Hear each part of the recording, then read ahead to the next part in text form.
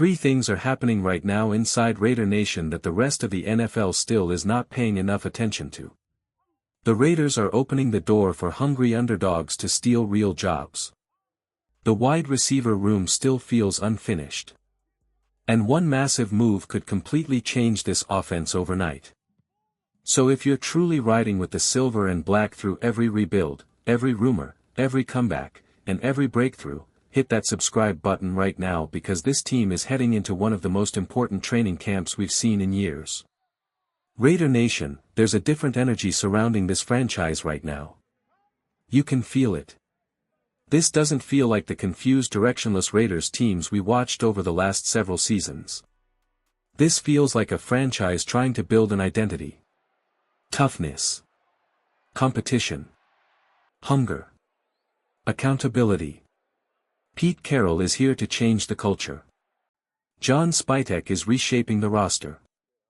And Fernando Mendoza is walking into a situation where every single decision the organization makes is about one thing: helping this young quarterback succeed. But here's the problem. The Raiders still have unanswered questions at wide receiver, and everybody knows it. Fans know it. Analysts know it. Defensive coordinators around the league definitely know it. And now, because of that uncertainty, we're starting to hear names like Brandon Aiyuk and Stefon Diggs connected to Las Vegas. At the exact same time, undrafted receivers are entering camp believing they can steal roster spots and shock the entire league. That's why today matters. Because these stories are connected way more than people realize. The Raiders are still searching for answers offensively, and training camp is about to become an all-out war for opportunity. And honestly, Raider Nation, isn't that exactly what we wanted? For years fans complained about players getting handed jobs.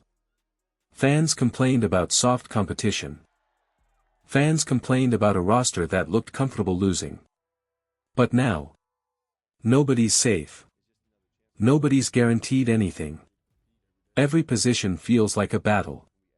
And wide receiver might become the biggest battle of all. Let's start with the undrafted players because every single season in the NFL, unknown guys come out of nowhere and completely change a roster. It happens every year. Fans fall in love with first-round picks and big-name veterans, but some of the most important contributors on good football teams are hungry players nobody believed in at first. That's exactly why this Raiders training camp is going to be fascinating. After the draft, John Spytek didn't just stop and call it a day. No. He kept attacking the roster aggressively. The Raiders added 17 undrafted free agents because clearly this front office believes there are still jobs available. And honestly, they're right. Especially at receiver. Now let's be completely honest with each other as Raider fans. There's excitement in this room, yes. There's speed. There's youth. There's upside. But there is still no proven dominant WR1 sitting there that makes defenses panic every single Sunday. That's reality. Trey Tucker has flashed explosiveness. Jack Beck brings toughness and reliability. Donnie Thornton Jr. has intriguing size and athleticism. Malik Benson has upside. Jalen Noel adds more competition. But who is truly going to become Fernando Mendoza's trusted target when games get tight in the fourth quarter? That answer still doesn't exist yet. And that's why E.J. Williams suddenly becomes very interesting.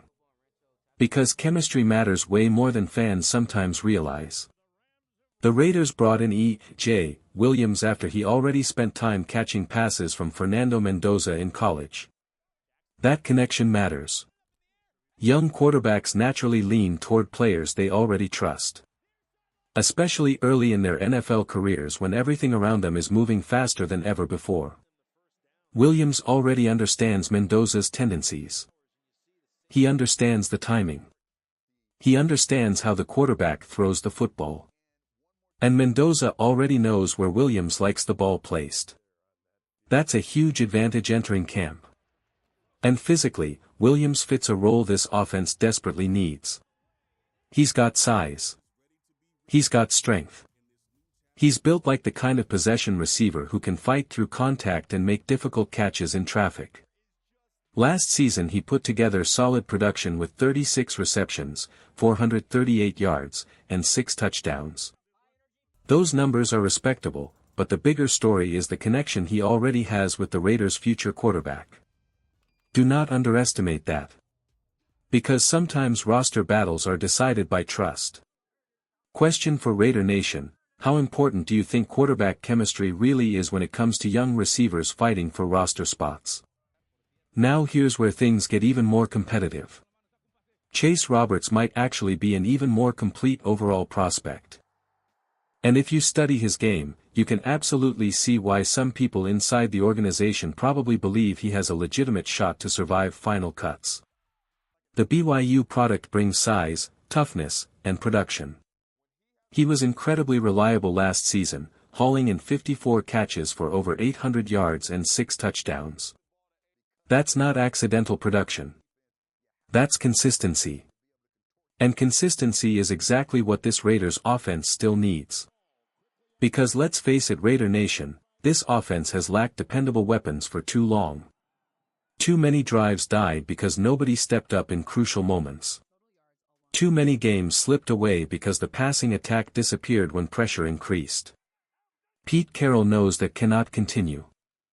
Fernando Mendoza especially cannot afford that.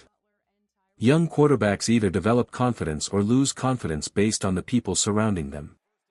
If receivers constantly fail to separate, drop passes, or run inconsistent routes, quarterbacks start second-guessing everything.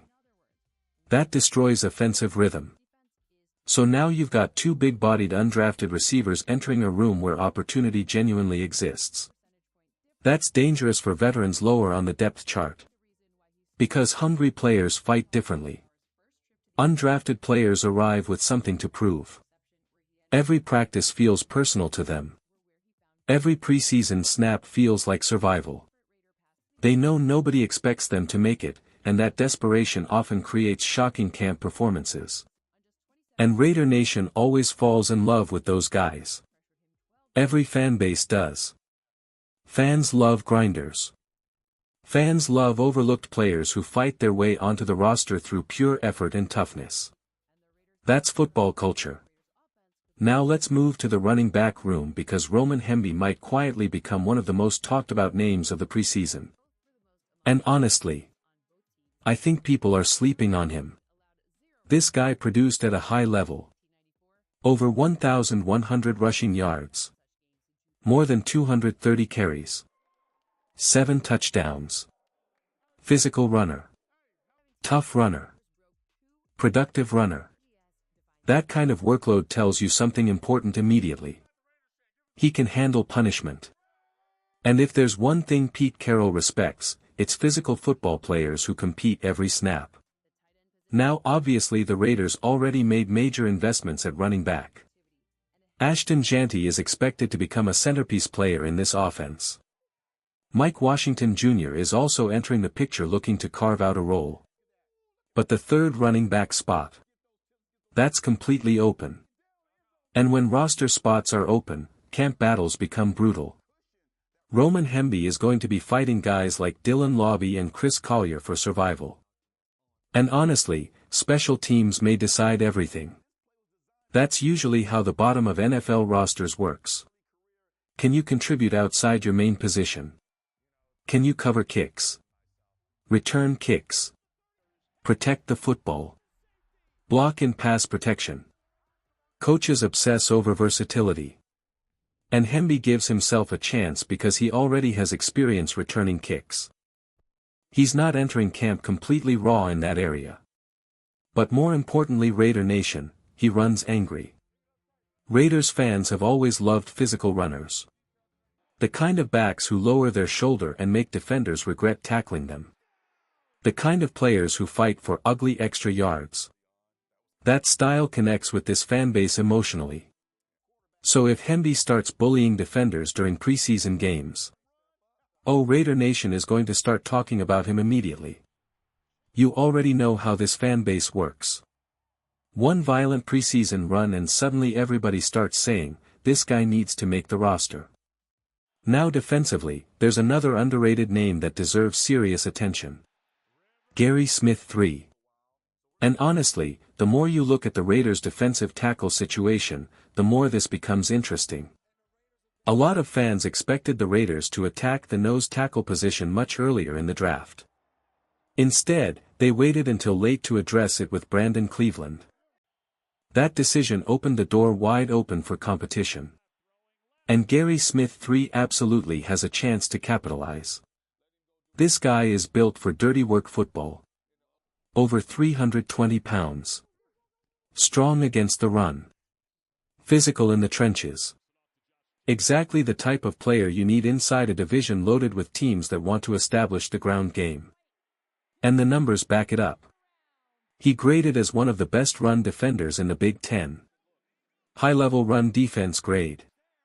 Strong defensive stop numbers. Productive against physical rushing attacks. That matters. Because let's be honest, Raider Nation, if this defense cannot stop the run consistently, none of the flashy off-season moves will matter. You already have to deal with physical offenses inside the AFC. You already know these games turn into trench battles late in the season. Somebody has to clog the middle. Somebody has to eat double teams. Somebody has to make life easier for the linebackers behind them. And if Gary Smith proves he can do that during camp, he absolutely could steal a roster spot. That's the type of competition Pete Carroll wants. No free rides. No guaranteed comfort. Now let's talk about maybe the coolest underdog story on the entire roster. Kei Matsuzawa. Because Raider Nation already fell in love with the nickname, Tokyo Toe, and honestly that nickname sounds legendary already. But this situation is bigger than jokes and nicknames. The kicking job might actually become a real battle. The Raiders moved on from Daniel Carlson and brought in Matt Gay hoping for stability. But if we're being brutally honest, Matt Gay struggled last season. The consistency dropped. The accuracy dipped. And fans noticed immediately. Meanwhile Matsuzawa was drilling kicks at an insane percentage in college. Now yes, NFL kicking pressure is completely different. We all understand that. College success does not automatically guarantee professional success. But pressure creates opportunity. If Matt Gay struggles during camp or preseason games, Raider Nation is immediately going to start demanding competition. And kickers lose jobs fast in this league. One bad stretch changes everything. That's why this entire training camp feels different. There are real openings across this roster. Legitimate opportunities. Real competition everywhere. And honestly, that's healthy. Because good organizations create pressure internally. Now let's shift into the story that's going to completely divide Raider Nation. Brandon Aiyuk. The moment Raiders fans hear his name, emotions instantly split in two directions. Some fans immediately say, go get him right now. Others immediately say, stay far away from that situation. And honestly, both sides have valid arguments. Reports continue floating around suggesting the Raiders could potentially become a landing spot for Aiyuk if San Francisco truly wants to move on from him. And because of the complicated contract situation, injury concerns, and drama surrounding the relationship with the 49ers, some people believe the trade price could actually become surprisingly affordable. That's what makes this dangerous. Because talent has never been the issue. Before everything went sideways, Brandon Aiyuk was one of the best receivers in football. Back-to-back 1,000-yard seasons. Big play ability. Route running. Separation. Explosiveness. He looked like a legitimate WR1. The type of player defenses must account for every snap. And let's be real, Raider Nation, this offense currently does not have that. Now imagine Fernando Mendoza walking into his rookie development years with a healthy Brandon Aiyuk as his primary target. That changes everything offensively. Suddenly defenses have to respect the passing game differently. Suddenly third downs become easier. Suddenly Mendoza has a receiver capable of creating separation consistently when plays break down. That's huge for quarterback development. Young quarterbacks need security blankets. But here's the risk. Nobody truly knows what version of Brandon Aiyuk still exists after the injury. That ACL injury is serious. And the drama surrounding his fallout with San Francisco raises even more questions. Would he fully buy into Pete Carroll's culture? Would he embrace competition? Would he stay healthy? Would the chemistry work inside a younger locker room still trying to establish leadership? Those are fair concerns. And Raider Nation has lived through enough risky moves to understand how quickly things can go wrong. Question of the day, Raider Nation: if the Raiders could trade a late-round pick for Brandon Aiyuk tomorrow, would you do it, or would you stay patient with the young receivers already on this roster? Comment below, because this fanbase is going to be split right down the middle on this one. And then there's the other name. Stefon Diggs. Another veteran receiver connected to Las Vegas. Another massive personality. Another proven weapon. Another risky conversation. ESPN analyst Mina Kimes pointed out something very important when discussing the Raiders situation. She basically said what many fans are already thinking privately: this receiver room still feels thin. And she's right. There's potential here, yes. But proven reliability. That's harder to find. Now imagine Stefon Diggs entering this offense. Even at this stage of his career, Diggs still commands defensive attention. He still understands how to manipulate coverage. He still knows how to help quarterbacks identify defensive looks before the snap. Veteran receivers do more than catch passes. They teach. They stabilize. They help quarterbacks grow mentally. And for Fernando Mendoza, that could become incredibly valuable. Because let's not forget the bigger picture here. Everything the Raiders are doing right now revolves around accelerating Mendoza's development. Everything. That's why the offensive line matters. That's why the receiver room matters. That's why the running game matters. The Raiders are trying to create an environment where their young quarterback can succeed faster instead of getting destroyed early like so many young quarterbacks around the league. And honestly, Raider Nation, that's smart football. For too long this organization felt reactive instead of proactive. Now there finally seems to be an actual plan. Build toughness. Build competition. Support the quarterback. Develop younger talent. Add veterans strategically when necessary. You can finally see the direction. And that's why this upcoming training camp feels absolutely massive. This is not just another preseason. This is a roster trying to define itself. This is a young quarterback trying to establish himself. This is a coaching staff trying to build a new culture. This is a front office trying to prove the Raiders finally have long-term vision again. And fans are desperate to believe it's finally real. Because Raider Nation is tired of chaos. Tired of false hope. Tired of temporary fixes. Fans want sustainable success again. Fans want meaningful football in January again. Fans want the silver and black feared again. And honestly, for the first time in a while, it feels possible. Not guaranteed. But possible. And that feeling alone changes everything around this franchise.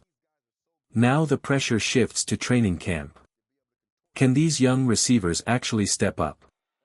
Can undrafted players shock people? Can Fernando Mendoza establish chemistry quickly? Will the Raiders make one final aggressive move for a veteran weapon? Or will Pete Carroll trust the younger group already inside the building? Those answers are coming soon. And Raider Nation is going to overanalyze every single practice report, every preseason drive, every depth chart move, and every rumor connected to this team. Because that's what passionate fanbases do when hope finally starts returning. And maybe that's the biggest story of all.